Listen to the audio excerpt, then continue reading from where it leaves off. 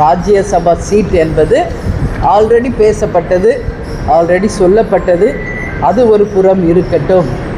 இப்போ நடக்க போவது சட்டமன்ற தேர்தல். இன்றைக்கி நம்ம பார்த்துக்கிட்டு இருக்கோம். தொடர்ந்து செவிலியர்கள், இடைநிலை ஆசிரியர்கள், தூய்மை பணியாளர்கள் தொடர்ந்து ஆர்ப்பாட்டம் நடத்திக்கிட்டு இருக்காங்க.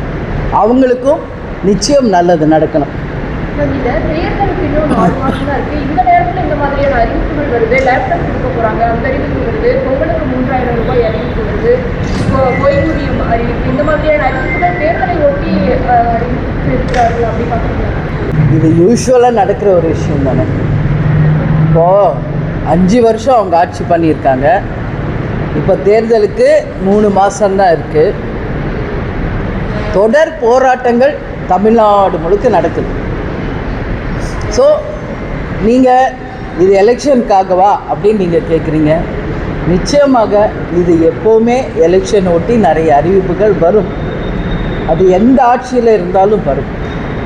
அந்த வகையில் இப்போ நடக்கின்ற தேர்தலுக்கான முன்னோட்டமாக இந்த திட்டங்கள் அறிவிக்கப்படுவதாக நாம் கருத வேண்டி உள்ளது.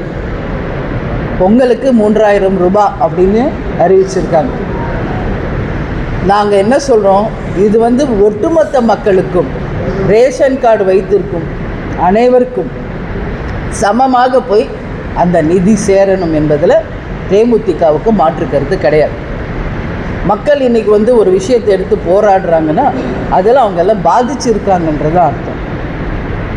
எனவே நிச்சயம் தூய்மை பணியாளர்கள், செவிலியர்கள், இடைநிலை ஆசிரியர்கள் பல ஆண்டு காலமாக அவங்க அந்த போராட்டத்தை கையில் எடுத்திருக்காங்க.